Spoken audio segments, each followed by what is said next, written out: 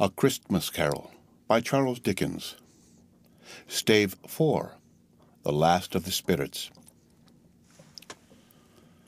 The phantom slowly, gravely, silently approached. When it came, Scrooge bent down upon his knee, for in the very air through which this spirit moved, it seemed to scatter gloom and mystery. It was shrouded in a deep black garment, which concealed its head, its face, its form, and left nothing of it visible save one outstretched hand. But for this, it would have been difficult to detach its figure from the night and separate it from the darkness by which it was surrounded. He felt that it was tall and stately when it came beside him, and that its mysterious presence filled him with a solemn dread. He knew no more, for the spirit neither spoke nor moved. "I am in the presence of the ghost of Christmas yet to come," said Scrooge. The spirit answered not, but pointed onward with its hand. "You are about to show me shadows of the things that have not happened, but will happen in the time before us," Scrooge pursued. "Is that so, spirit?" The upper portion of the garment was contracted for an instant in its folds, as if the spirit had inclined its head. That was the only answer he received. Though well used to ghostly company by this time, Scrooge feared the silent shape so much that his legs trembled beneath him, and he found that he could hardly stand when he prepared to follow it. The spirit paused a moment, as observing his condition and giving him time to recover. But Scrooge was all the worse for this. It thrilled him with a vague, uncertain horror to know that behind this dusky shroud there were ghostly eyes intently fixed upon him, while he, though he stretched his own to the utmost, could see nothing but a spectral hand and one great heap of black. "Ghost of the future," he exclaimed, "I fear you more than any spectre I have seen, but as I know your purpose is to do me good, and as I hope to live to be another man from what I was, I am prepared to bear you company and do it with a thankful heart. Will you not speak to me?" It gave him no reply. The hand was pointed straight before them. "Lead on," said Scrooge. "Lead on. The night is waning fast, and it is precious time to me, I know. Lead on, spirit." The phantom moved away as it had come towards him. Scrooge followed in the shadow of its dress, which bore him up, he thought, and carried him along. They scarcely seemed to enter the city, for the city rather seemed to spring up about them and encompass them of its own act. But there they were, in the heart of it, on 'change, amongst the merchants who hurried up and down and clinked the money in their pockets and conversed in groups and looked at their watches and trifled thoughtfully with their great gold seals and so forth, as Scrooge had seen them often. The spirit stopped beside one little knot of businessmen. Observing that the hand was pointed to them, Scrooge advanced to listen to their talk.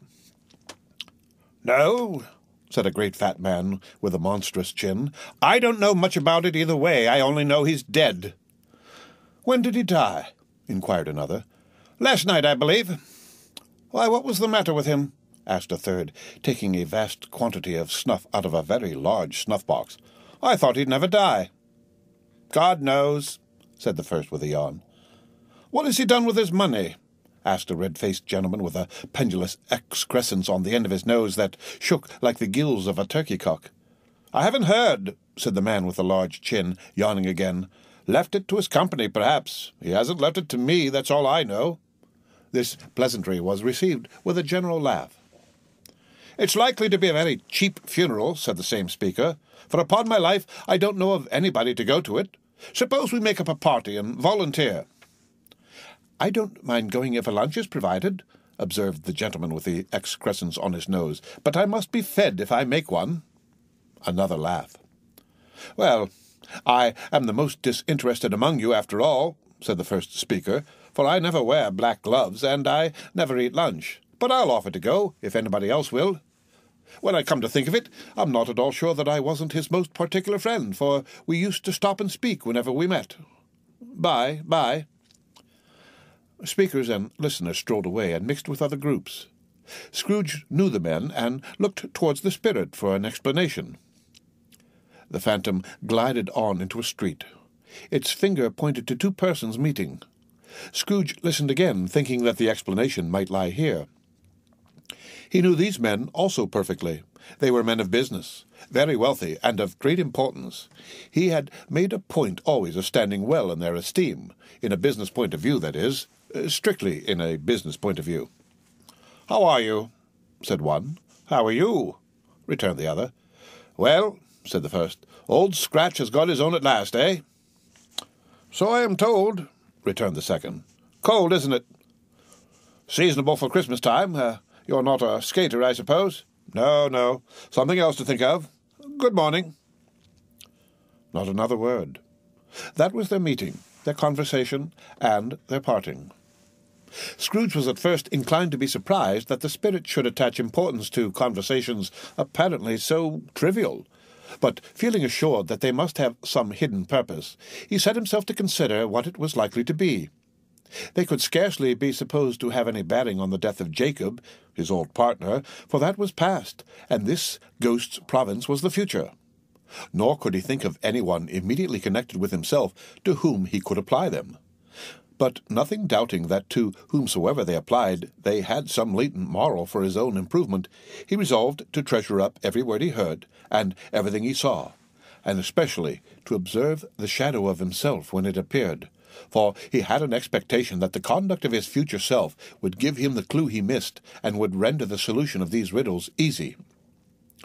He looked about in that very place for his own image, but another man stood in his accustomed corner, and though the clock pointed to his usual time of day for being there, he saw no likeness of himself among the multitudes that poured in through the porch. It gave him little surprise, however, for he had been revolving in his mind a change of life, and thought and hoped he saw his new-born resolutions carried out in this. Quiet and dark, beside him stood the phantom with its outstretched hand. When he roused himself from his thoughtful quest, he fancied from the turn of the hand and its situation in reference to himself that the unseen eyes were looking at him keenly. It made him shudder and feel very cold. They left the busy scene and went into an obscure part of the town where Scrooge had never penetrated before, although he recognized its situation and its bad repute. The ways were foul and narrow, the shops and houses wretched, the people half-naked, drunken, slipshod, ugly. Alleys and archways, like so many cesspools, disgorged their offences of smell and dirt and life upon the straggling streets, and the whole quarter reeked with crime, with filth and misery. Far in this den of infamous resort, there was a low-browed, beetling shop below a penthouse roof where iron, old rags, bottles, bones, and greasy offal were bought. Upon the floor within were piled up heaps of rusty keys, nails, chains, hinges, files, scales, weights, and refuse iron of all kinds. Secrets that few would like to scrutinize were bred and hidden in mountains of unseemly rags, masses of corrupted fat, and sepulchres of bones. Sitting in among the wares he dealt in by a charcoal stove made of old bricks was a grey-haired rascal nearly 70 years of age, who had screened himself from the cold air without by a frowsy curtaining of miscellaneous tatters hung upon a line, and smoked his pipe in all the luxury of calm retirement. Scrooge and the phantom came into the presence of this man just as a woman with a heavy bundle slunk into the shop. But she had scarcely entered when another woman, similarly laden, came in too, and she was closely followed by a man in faded black, who was no less startled by the sight of them than they had been upon the recognition of each other. After a short period of blank astonishment, in which the old man with the pipe had joined them, they all three burst into a laugh. "Let the charwoman alone to be the first," cried she who had entered first. "Let the laundress alone to be the second, and let the undertaker's man alone to be the third. Look here, old Joe, here's a chance, if we haven't all three met here without meaning it." "You couldn't have met in a better place," said old Joe, removing his pipe from his mouth. "Come into the parlour. You were made free of it long ago, you know, and the other two ain't strangers. Stop still until I shut the door of the shop." Oh, how it squeaks. There ain't such a rusty bit of metal in the place as its own hinges, I believe, and I'm sure there's no such old bones here as mine. Ha, ha, ha. Oh, we're all suitable to our calling. We're all well matched. Come into the parlour. Come into the parlour. The parlour was the space behind the screen of rags. The old man raked the fire together with an old stair-rod, and, having trimmed his smoky lamp, for it was night, with the stem of his pipe, put it in his mouth again. While he did this, the woman who had already spoken threw her bundle on the floor and sat down in a flaunting manner on a stool, crossing her elbows on her knees, and looking with a bold defiance at the other two. "What odds, then? What odds, Mrs. Dilber?" said the woman. "Every person has a right to take care of themselves. He always did." "That's true indeed," said the laundress. "No man more so." "Why, then, don't stand staring as if you was afraid, woman. Who's the wiser? We're not going to pick holes in each other's coats, I suppose."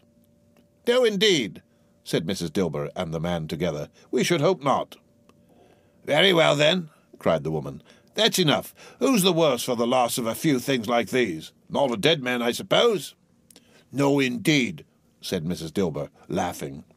"If he wanted to keep him after he was dead, a wicked old screw," pursued the woman. "Why wasn't he natural in his lifetime? If he had been, he'd have had somebody to look after him when he was struck with death, instead of lying, gasping out his last there, alone by himself." "It's the truest word that ever was spoken," said Mrs. Dilber. "It's a judgment on him." "I wish it was a little heavier judgment," replied the woman. "And it should have been. You may depend upon it, if I could have laid my hands on anything else. Open that bundle, old Joe, and let me know the value of it. Speak out plain. I'm not afraid to be the first, nor afraid for them to see it. We know pretty well that we were helping ourselves before we met here, I believe. It's no sin. Open the bundle, Joe." But the gallantry of her friends would not allow of this, and the man in faded black, mounting the breach first, produced his plunder. It was not extensive. A seal or two, a pencil case, a pair of sleeve buttons, and a brooch of no great value were all. They were severally examined and appraised by old Joe, who chalked the sums he was disposed to give for each upon the wall, and added them up into a total when he found there was nothing more to come. "That's your account," said Joe, "and I wouldn't give another sixpence if I was to be boiled for not doing it. Who's next?" Mrs. Dilber was next. Sheets and towels, a little wearing apparel, 2 old-fashioned silver teaspoons, a pair of sugar tongs, and a few boots. Her account was stated on the wall in the same manner. "I always give too much to the ladies. It's a weakness of mine, and that's the way I ruin myself," said old Joe. "That's your account. If you asked me for another penny and made it an open question, I'd repent of being so liberal and knock off half a crown." "And now undo my bundle, Joe," said the first woman. Joe went down on his knees for the greater convenience of opening it, and, having unfastened a great many knots, dragged out a large and heavy roll of some dark stuff. "What do you call this?" said Joe. "Bed curtains." "Ah," returned the woman, laughing and leaning forward on her crossed arms. "Bed curtains. You don't mean to say you took 'em down, rings and all, with him lying there?" said Joe. "Yes, I do," replied the woman. "Why not?" "You were born to make your fortune," said Joe, "and you'll certainly do it." "I certainly shan't hold my hand when I can get anything in it by reaching it out for the sake of such a man as he was, I promise you, Joe," returned the woman coolly. "Don't drop that oil upon the blankets now." "His blankets?" asked Joe. "Who else's do you think?" replied the woman. "He isn't likely to take cold without him, I dare say." "I hope he didn't die of anything catching, eh?" said old Joe, stopping in his work and looking up. "Don't you be afraid of that," returned the woman. "I ain't so fond of his company that I'd loiter about him for such things if he did. Ah, you may look through that shirt till your eyes ache, but you won't find a hole in it. Not a threadbare place. It's the best he had, and a fine one, too. They'd have wasted it if it hadn't been for me." "What do you call of wasting it?" asked old Joe. "Putting it on him to be buried in, to be sure," replied the woman with a laugh. "Somebody was fool enough to do it, but I took it off again. If calico ain't good enough for such a purpose, it isn't good enough for anything. It's quite as becoming to the body. He can't look uglier than he did in that one." Scrooge listened to this dialogue in horror. As they sat grouped about their spoil in the scanty light afforded by the old man's lamp, he viewed them with a detestation and disgust which could hardly have been greater, though they had been obscene demons marketing the corpse itself. "Ha, ha, ha!" laughed the same woman, when old Joe, producing a flannel bag with money in it, doled out their several gains upon the ground. "This is the end of it, you see. He frightened every one away from him when he was alive to profit us when he was dead. Ha, ha, ha, ha!" "Spirit," said Scrooge, shuddering from head to foot. I see. The case of this unhappy man might be my own. My life tends that way now. Merciful heaven, what is this?" He recoiled in terror, for the scene had changed, and now he almost touched a bed. A bare, uncurtained bed, on which, beneath a ragged sheet, there lay a something covered up, which, though it was dumb, announced itself in awful language. The room was very dark, too dark to be observed with any accuracy, though Scrooge glanced round it in obedience to a secret impulse, anxious to know what kind of room it was. A pale light, rising in the outer air, fell straight upon the bed, and on it, plundered and bereft, unwatched, unwept, uncared for, was the body of this man. Scrooge glanced towards the phantom. Its steady hand was pointed to the head. The cover was so carelessly adjusted that the slightest raising of it, the motion of a finger upon Scrooge's part, would have disclosed the face. He thought of it, felt how easy it would be to do, and longed to do it, but had no more power to withdraw the veil than to dismiss the spectre at his side. "Oh, cold, cold, rigid, dreadful death, set up thine altar here, and dress it with such terrors as thou hast at thy command, for this is thy dominion, but of the loved, revered, and honoured head thou canst not turn one hair to thy dread purposes, or make one feature odious. It is not that the hand is heavy and will fall down when released. It is not that the heart and pulse are still, but that the hand was open, generous and true, the heart brave, warm and tender, and the pulse a man's. Strike, shadow, strike, and see his good deeds, springing from the wound, to sow the world with life immortal." No voice pronounced these words in Scrooge's ears, and yet he heard them when he looked upon the bed. He thought, if this man could be raised up now, what would be his foremost thoughts? Avarice? Hard-dealing? Griping cares? They have brought him to a rich end, truly. He lay in the dark, empty house with not a man, a woman, or a child to say that he was kind to me in this or that, and for the memory of one kind word I will be kind to him. A cat was tearing at the door, and there was a sound of gnawing rats beneath the hearthstone. What they wanted in the room of death, and why they were so restless and disturbed, Scrooge did not dare to think. "Spirit," he said, "this is a fearful place. In leaving it, I shall not leave its lesson. Trust me. Let us go."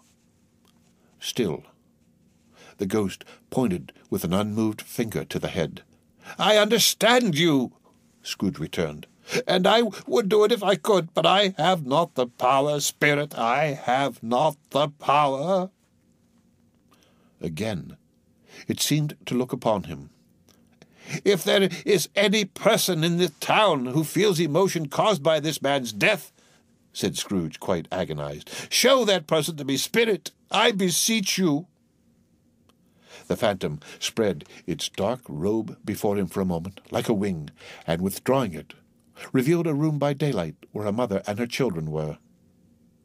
She was expecting someone, and with anxious eagerness, for she walked up and down the room, started at every sound, looked out from the window, glanced at the clock, tried but in vain to work with her needle, and could hardly bear the voices of the children in their play. At length the long-expected knock was heard. She hurried to the door and met her husband, a man whose face was careworn and depressed, though he was young.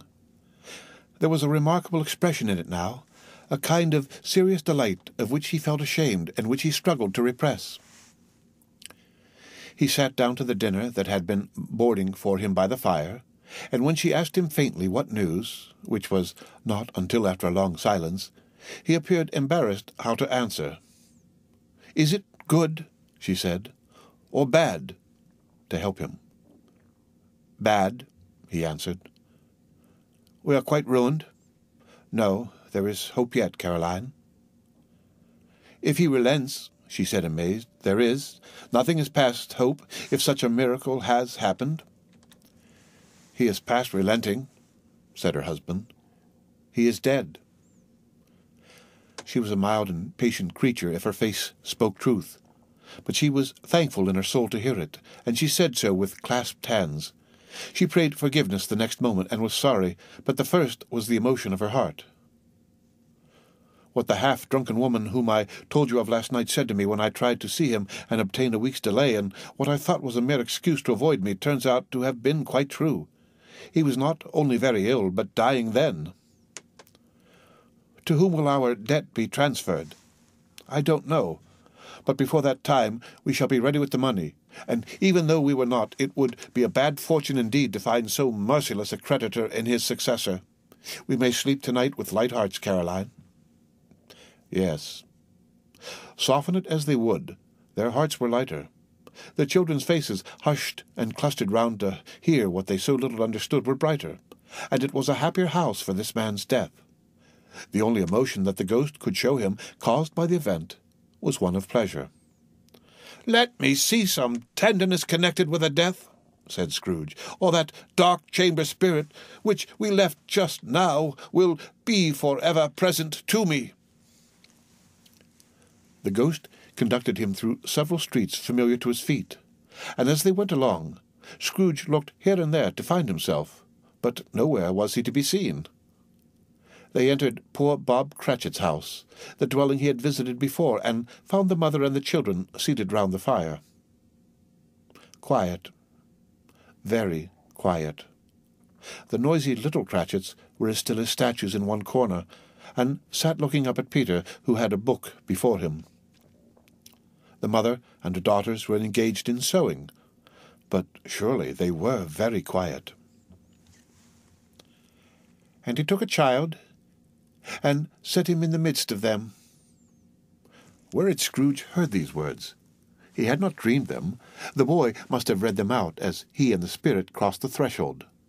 Why did he not go on? The mother laid her work upon the table and put her hand up to her face. "The colour hurts my eyes," she said. "The colour? Ah, poor Tiny Tim." "They're better now again," said Cratchit's wife. "It makes them weak by candlelight, and I wouldn't show weak eyes to your father when he comes home for the world. It must be near his time." "Past it, rather," Peter answered, shutting up his book.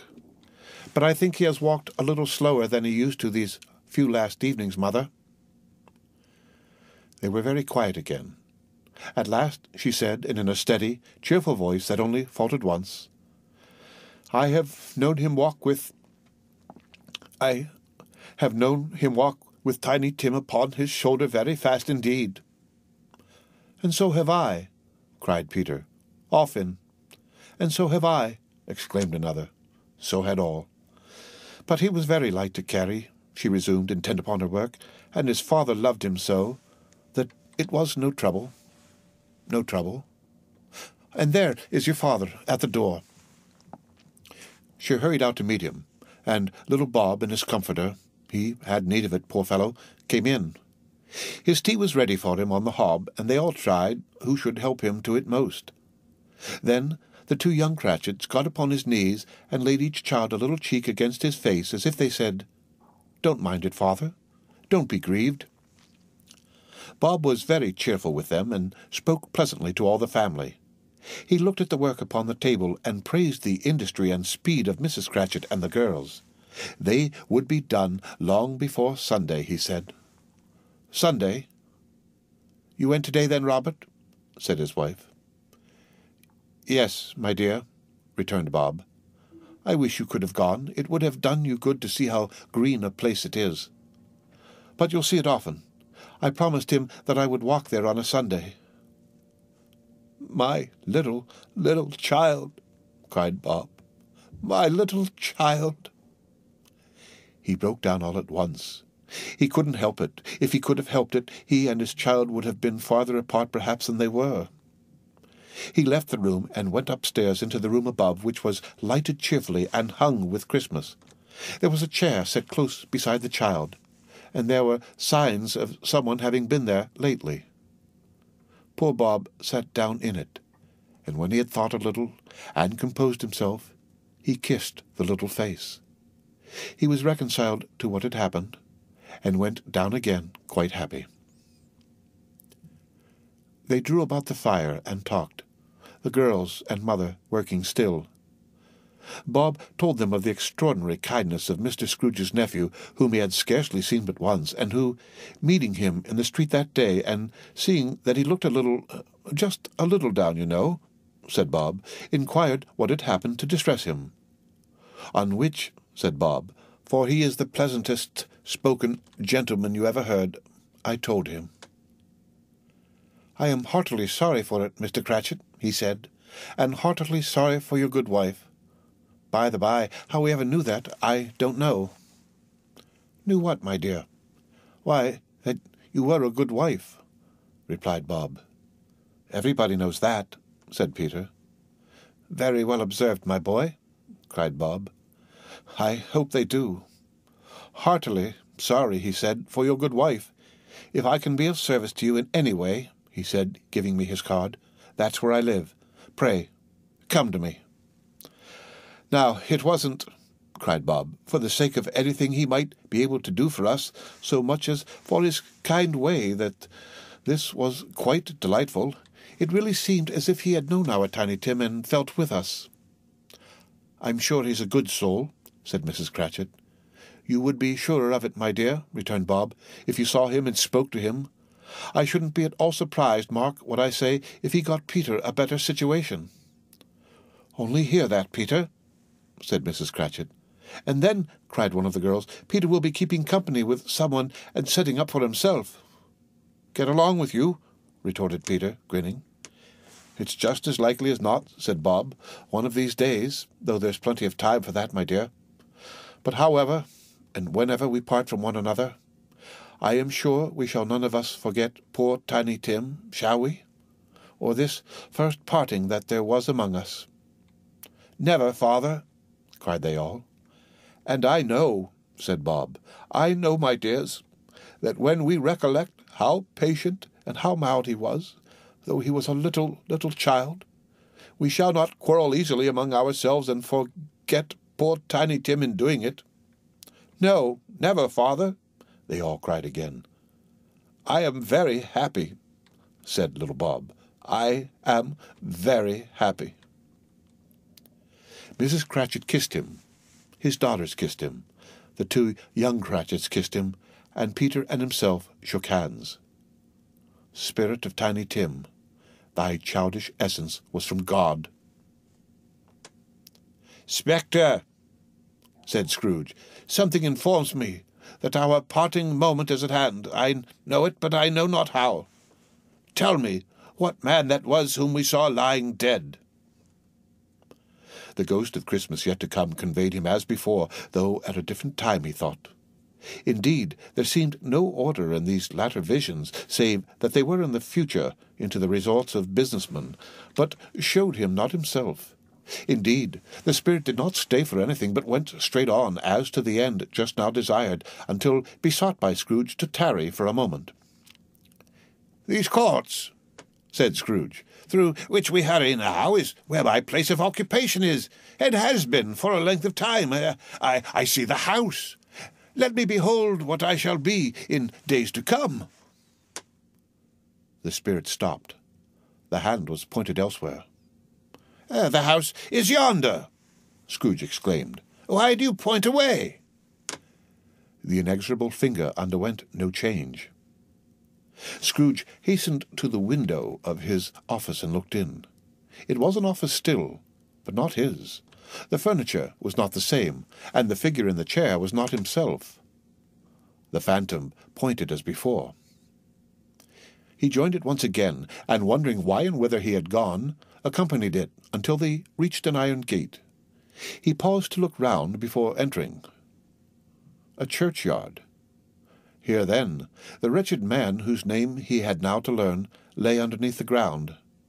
It was a worthy place, walled in by houses, overrun by grass and weeds, the growth of vegetation's death, not life, choked up with too much burying, fat with repleted appetite. A worthy place. The spirit stood among the graves and pointed down to one. He advanced towards it, trembling. The phantom was exactly as it had been, but he dreaded that he saw new meaning in its solemn shape. "Before I draw near to that stone to which you point," said Scrooge, "answer me one question. Are these the shadows of the things that will be, or are they shadows of things that may be only?" Still, the ghost pointed downward to the grave by which it stood. "Men's courses will foreshadow certain ends to which, if persevered in, they must lead," said Scrooge. "But if the courses be departed from, the ends will change. Say it is thus with what you show me." The spirit was immovable as ever. Scrooge crept towards it, trembling as he went, and, following the finger, read upon the stone of the neglected grave his own name, Ebenezer Scrooge. "Am I that man who lay upon the bed?" he cried upon his knees. The finger pointed from the grave to him and back again. "No! Spirit! Oh, no, no!" The finger still was there. "Spirit!" he cried, tight clutching at its robe. "Hear me! I am not the man I was. I will not be the man I must have been but for this intercourse. Why show me this if I am past all hope?"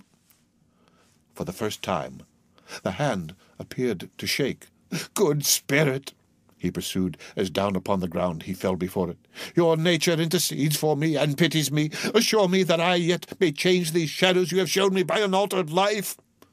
The kind hand trembled.